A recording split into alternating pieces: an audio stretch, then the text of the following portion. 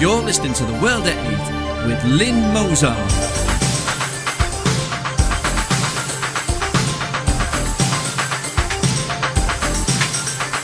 The World at 8, the number one in nationalist news. Highlights of the news today, Friday the 25th of October 2013. American student slashed in London, police eye Muslim patrols. Health tourism as our stupid courts allow illegal Pakistani to stay for treatment. More than 18,000 crimes go unsolved in Haringey. Portuguese police and armed forces on strike over austerity. Interpol chief arms citizens globally to prevent terror attacks. New Zealand fined for ordering woman to remove Burka. India looks to China and Iran for onions to cool political heat. 80 lashes, the price of communion wine in Iran. Thought for the day, Gurkhas, why are we so sentimental? And finally, a letter to Cameron on immigration, ours. UK news, American student slashed in London, police eye Muslim patrols. A Florida man was beaten savagely in an area where police say self-appointed Muslim patrols target gays, drinkers and scantily clad women. Nico Hines reports.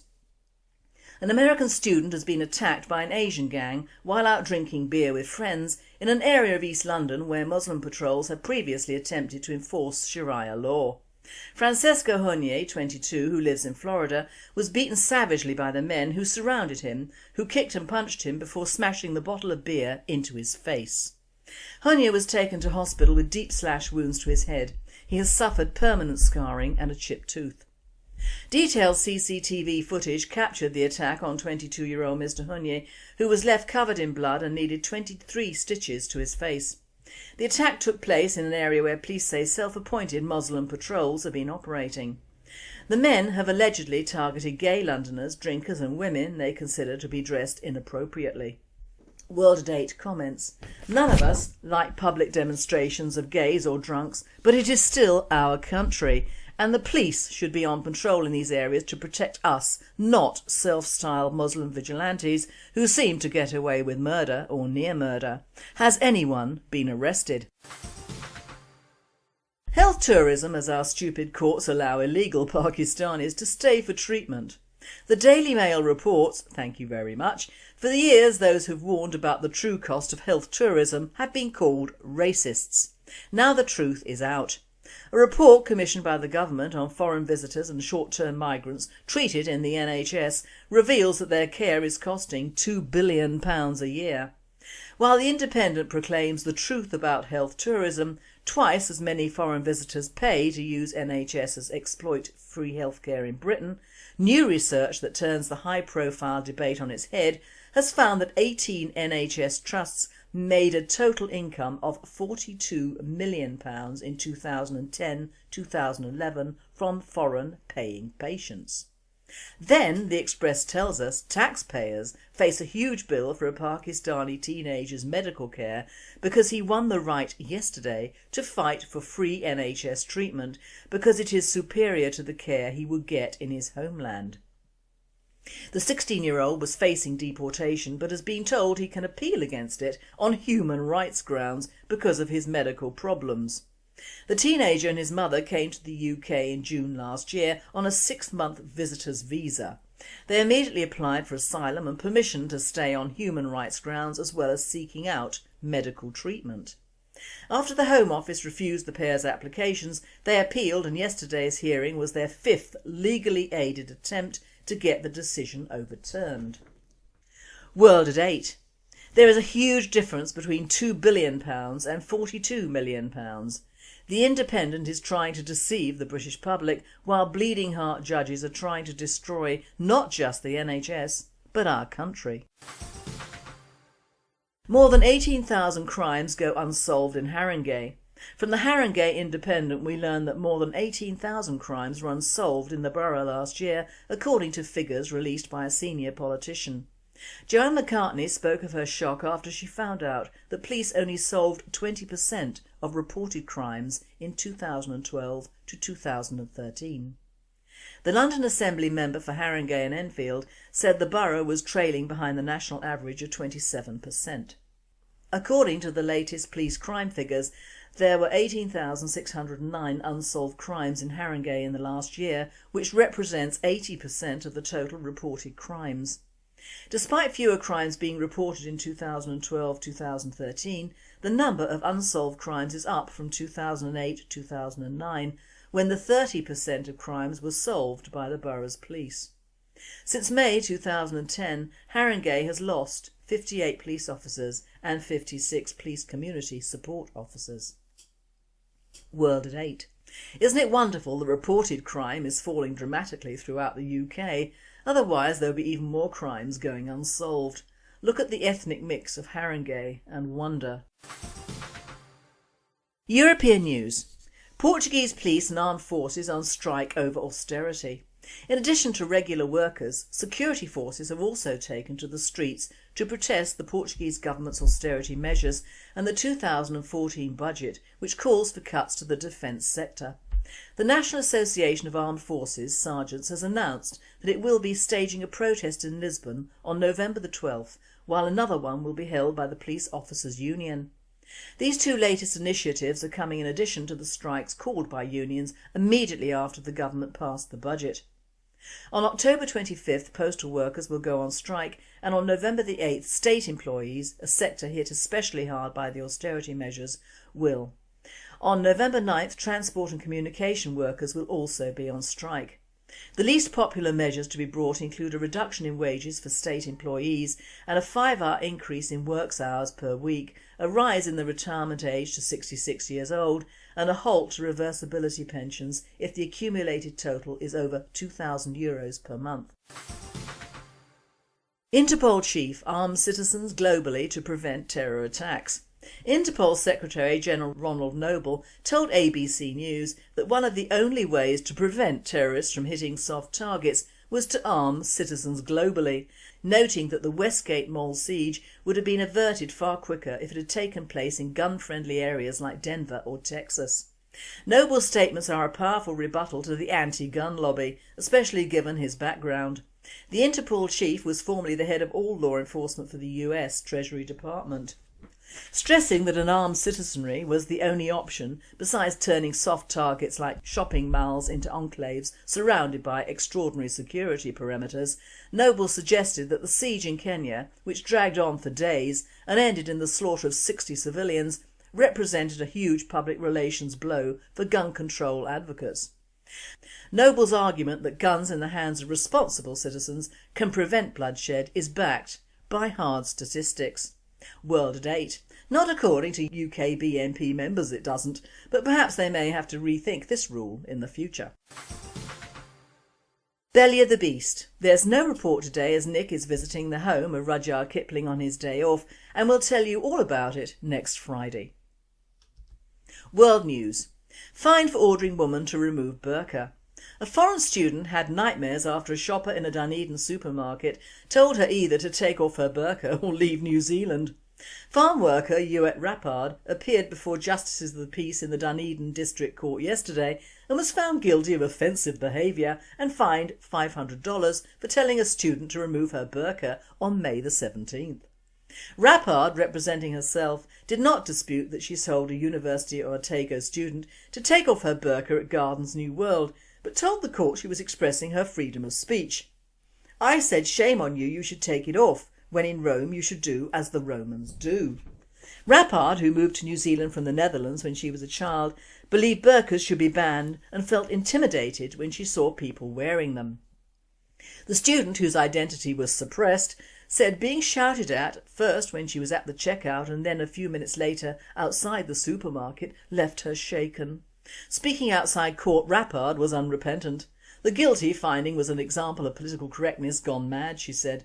Telling a woman to take her burqa off is in my mind not offensive. World at 8. Good for her. Tell it like it is, girl. India looks to China and Iran for onions to cool political heat. India has become so desperate for fresh stocks of onions it uses in spicy curries that it's turning to regional rival China, and sanctions hit Iran for supplies, and there's even talk of airlifts to ease soaring prices. But despite a swirl of high-level meetings on Thursday, the government is unlikely to land imports in substantial quantities before state elections begin on November the 11th, with state-run firms struggling to clinch deals and private players risk-averse. Indians eat their way through 15 million tonnes of onions a year, using them as a base for traditional dishes such as biryani and bhaji. This has made high prices a hot potato that has in the past contributed to the fall of state governments. World-at-8 states. This could be why our food prices are getting yucked up, because of immigrant appetites. After all, they do have to eat, don't they? 80 lashes, the price of communion wine in Iran. 4 Iranian Christians were reportedly sentenced to 80 lashes for drinking wine for communion, a shocking punishment meted out even as a United Nations report blasted the Islamic Republic for its systematic persecution of non-Muslims. The 4 men were sentenced October the 6th after being arrested in a house church last December and charged with consuming alcohol in violation of the theocracy's strict laws, according to Christian Solidarity worldwide. They were among several Christians punished for their faith in a nation where converting from Islam to Christianity can bring the death penalty. According to a new October UN report by Ahmed Shahid, UN Special Rapporteur on Human Rights in Iran, such persecution is common, despite new President Hassan Rouhani's pledge to be a moderate. World-at-8. OK, fair dues. We should make the eating of halal foods illegal over here, as a Christian country, and fine all Muslims for participating in alien religious eating habits. Thought for the day, Gurkhas. Why are we so sentimental? Why are the Brits so sentimental over Gurkhas? I fail to see it, and indeed always have done. My stepfather was an army man, the Honourable Artillery Company that was, and although didn't serve in any battles with them, acknowledged they were good fighters and that is all. Of course they're good fighters, they are mercenaries, and mercenaries fight well as they, in reality, are not fighting for their own country or people, but getting now a relatively fair sum of money and pensions for doing so. Mercenary forces have been with us since the dawn of time in one form or another, and I'll read a comment received online to me about the Gurkhas. Most of what has been said is sentimental claptrap. The Gurkhas did not fight for Britain, they fought for money. They were and are mercenaries. The only issue is this: do the Gurkhas' contracts of employment say they all as a nation have a right to live in this country? If they do, then they must be allowed to live here. If they don't, then they can't. I wouldn't expect the likes of Joanna Lumley to understand this, as she earns a living dressing up and pretending to be someone else, but some of the other protesters are idiots. I was brought up to believe that Gurkhas were supermen too, but my experience of them in Malaya was that they were pretty average and very foreign, slowly cutting off the heads of cattle for religious purposes, and the like of Lumley please note. End of email. But to point out, politically, the trouble that has surrounded the welcoming ethos of the UK towards the Nepalese, our mercenary forces, is apparently political suicide in the UK. Why? Does La Lumley hold sway over common sense? Does her wheeling around one ancient Nepalese in a wheelchair on television constitute the grounds for bringing over thousands of Nepalese into the UK, many of whom haven't seen the inside of an army training ground ever? Does this pathetic ploy to get one's career back, and it has worked because she's never off the bloody TV now, take precedence over the fact that she has happily denuded hundreds of villages in Nepal of their villagers, which effectively has also taken away their nice new pension packages from the Nepalese economy, along with an entire prospective new generation of citizens and workers? My point is, why are we Brits so namby-pamby over the Gurkhas? We are hardly the same over the other colonial troops who have fought alongside us in wars gone by, or the ex-soldiers left to starve and live on our streets when booted out for medical reasons or simply made redundant, or indeed have their heads chopped off in broad daylight. And these people are our own people and tribes, mainly, not paid to come halfway across the world. We need to get real over the subject of the Gurkha invasion, and get real soon. Because this new problem occurs in mainly the south of our country, it doesn't attract the bias that the taking over the Midlands and North do from the hordes of Islam, from the bulk of our party, or indeed nationalists, who all seem to think that by backing the Nepalese inrush into our areas they are not racists. Well, I have news for everyone on that front. Whether it is a Nepalese or an Iranian, anyone thinking along the lines of righting a wrong in any direction that concerns a person of another ethnicity or tribe will be accused of just that. There is no escape from it in our so-called culture, or lack of it at the moment. If the cap fits, where it springs to mind. So I am wearing it, rather jauntily perched on top of my noggin. And now in Reading, Berkshire, we have a frontliner Gurkhas actually going on a hunger strike to get more money, and this is on top of being allowed to not only stay over here but to bring all their relations with them for us to pay for. Reading Gurkhas plan hunger strike over pensions.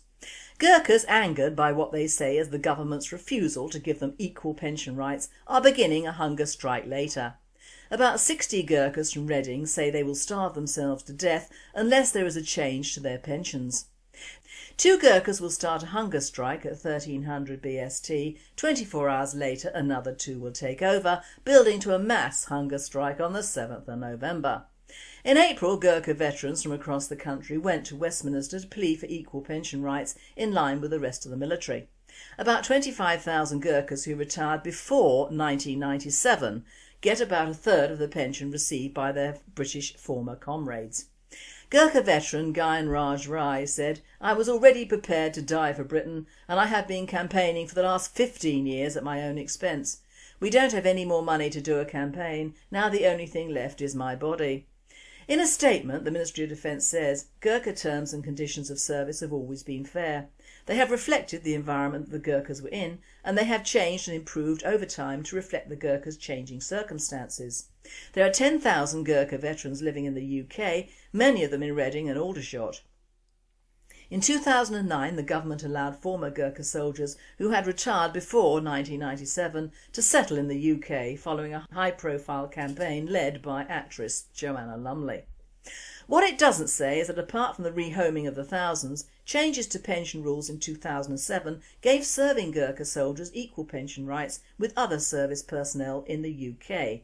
Frankly, I'm behind that. I believe if you serve in whatever capacity in an army, you should get the same pension rights. But automatic domiciliary rights and extra benefits from that country, no and no again. But the British Gurkha Welfare Society said about 25,000 men who had retired before 1st of July 1997 were denied the opportunity to transfer into UK Armed Forces pension schemes and only received a third of the pension. Tough, but I'm happy to tell you that they more than make up for this by claiming every benefit under the sun and bringing in the young, elderly and infirm of their clans to do so. Also, running alongside this story are the headlines. Gurkha help for health services. Specialist Gurkha centre opens. Reading opens centre for Gurkhas watch. In the areas which have been overtaken by hordes of these clans from these mercenaries, our tribes are not happy bunnies at all. And I can speak from experience as well, as we have a Nepalese family in a house, whether social or private I haven't a clue, and to say they are the noisiest and most intrusive people is an understatement. Their kids play outside all the time noisily, and you have to bear in mind we all have back gardens, some small and some larger, and most of our residents have children and they manage. Their front door is open all the time and frankly they live like they're in a hut on the side of a mountain in Nepal, even squatting out front chatting in their native languages, again very loudly. Now that is only one small family. My heart goes out to the peoples who have to live with the large families or clans. They do not integrate, they cannot integrate, they are too new to the UK culture and they show no signs of wanting to integrate, and personally I hope they don't. The thought of various rather ugly flat-faced little peoples interbreeding doesn't do my artistic side any good at all. Talk about a green-eyed yellow idol, mateys. But off the personal level, whole areas of Aldershot, Farnborough and even small villages in Surrey, namely Yateley, have been taken over in a matter of a few years by these people. They have monopolised the local schools where they are not the best behaved of the ethnics and woe betide any white child playing in the play areas they've taken over. Whole residential streets have been bought up by them and it would appear that only the Nepalese, along with the Muslims, have the capacity to take out huge mortgages for property, along with all the benefits that their elderly and infirm can now take out. They open hundreds of their own food shops and other emporiums to cater for their own. So their money does not come back into our UK economy at all. They open a plethora of fast food or delivery takeaways that only cater to the stupid Brits who won't cook, so yup, another bundle of money goes away from the British economy. They take up blue-collar jobs like looking after our old, for which many are not trained in any way, or indeed they take anything they can get, which of course takes jobs from our poorly trained but willing to work people. And if you had viewed a house to buy that had been rented to a Nepalese, you would not be so happy to see them over here. I have. And it would have taken a complete overhaul and all the windows open for a year to take the smell of horrible greasy curry out of the walls and carpets. In fact, my husband and I nicknamed it Curry House, and I believe it is still for sale after 4 years. One of my sons had the misfortune to rent a small room in Aldershot 5 years ago, and although one of the many local Nepalese restaurants was in the next street, the smell and the noise from their music at night drove him out within a week. What does it take to realise that the bulk of these people are not like us? They may fight, if paid, in our wars, and fight well, but that doesn't mean we should welcome hordes of them over here in perpetuity to further the genocide of our own tribes. Whatever Kipling-like sentiments many of us may hold, it is simply not fair on them, Nepal or us. I referred to Wikipedia on the following facts, although I have cut it down by about 3 pages. The Anglo-Nepalese War was fought between the Gurkha Kingdom of Nepal and the British East India Company as a result of border disputes and ambitious expansionism of both the belligerent parties. The war ended with the signing of the Treaty of Sugali in 1816. David Okoloni and the British political agent William Fraser were among the first to recognise the potential of Gurkha soldiers in British service. During the war, the British were keen to use defectors from the Nepalese army and employ them as irregular forces. Gurkhas served as troops under the contract to the East India Company in the Pindari War of 1817, in Bharatpur in 1826 and the First and Second Anglo-Sikh Wars in 1846 and 1848. During the Indian Rebellion of 1857, Gurkhas fought on the British side and became part of the British Indian Army on its formation. In 1947, certain regiments were placed into the British Army. Thousands of Gurkhas fought with us in World War II and were highly commended. However, now, with the abolition of the Nepalese monarchy, the future recruitment of Gurkhas for British and Indian service has been put into doubt. A spokesperson for the Communist Party of Nepal, Maoist, which is expected to play a major role in the new secular republic, has stated that recruitment as mercenaries is degrading to the Nepalese people and will be banned. So now we have provided a means of a people clearly not happy with the communist government to effectively get asylum in the UK legally, and this could account for the sheer numbers of so-called soldiers' relatives coming in. Most may be related to a Gurkha, but this is because in Nepal, as in many small villages on that continent, it only takes about 3 separate families to make a village, and all are related. This is why we're seeing at least 3 generations of Nepalese migrants, because that is what they are, walking around in droves down south, carefully avoiding the local Western shops. To say they are taking over the NHS around these areas is an understatement, as although being mainly hill people, they've cottoned on to the fact that only in the UK do they, and others, take pride of place in our National Health Service, already under such a strain. Not from our own elderly as advertised, but in effect all migrants over the last 40 years and their progeny. Another thought is the spreading of diseases aspect. Are these Nepalese, whilst being very legal, actually checked for infectious diseases on entry? I very much doubt it, and of course, being inbred, there'll be another influx of idiots and retards we, as the adopted mother country, will have to pay for. I'm against all immigration, from any country to another country. The only allowable immigration should be on a small scale in cases of real war, and then only over the next available border, not thousands of miles across the world. Together with proven, beyond doubt, political asylum. And this doesn't mean because you're an ex-mercenary, homosexual, lesbian, non-Muslim, or Muslim of a different sect, or generally failed persona, or human leech. The end of days might well be a simple bug, carried from one country to another. In short, from one sole migrant to an uncaring and stupid Western country, because when we have the means to stop immigration, we don't, or else we think up more ways to allow it. Take off the rose-coloured glasses. In short, we are signing our own death warrants with a flourish, and I don't care if it is political suicide to say so. It is the truth, and our people deserve the truth. And finally, this is a joke, but is it? It's an open letter to David Cameron and cites reciprocal arrangements. Dear Mr Cameron, I'm planning to move my family and extended family to Pakistan for my health, and I would like you to assist me with this. We're planning to simply fly from Britain to Pakistan, and we'll need your help to make a few arrangements. We plan to skip all of the legal stuff like visas, passports, immigration quotas and laws. I'm sure they handle these things in the same way you do here. So would you mind telling your buddy, President Asif Ali Zardari, that I'm on my way over? Please let him know that I will be expecting the following. 1. Free medical care for my entire family. 2. English-speaking government bureaucrats for all services I might need, whether I use them or not. 3. All Pakistani government forms must be printed in English. 4. I want my grandkids to be taught Urdu by English-speaking bilingual teachers. 5. Tell their schools they need to include classes on British culture and history. 6. I want my grandkids to see the British flag flying on one of the flagpoles at their school. 7. Please plan to feed my grandkids at school for both breakfast, bacon and eggs, and lunch. 8. I will need a local Pakistani driver's licence so I can get easy access to government services. 9. I do plan to get a car and drive in Pakistan, but I don't plan to purchase car insurance, and I probably won't make any special effort to learn local traffic laws. 10. In case of one of the Pakistani police officers does not get the memo from President Zardari to leave me alone, please be sure that every patrol car has at least one English-speaking officer.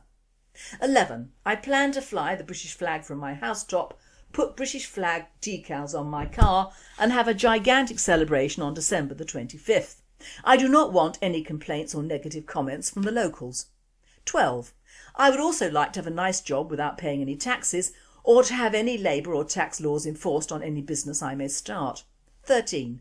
Please have President Zardari tell all of the Pakistani people to be extremely nice and never say any critical things about me or my family, or about the strain we might place on their economy.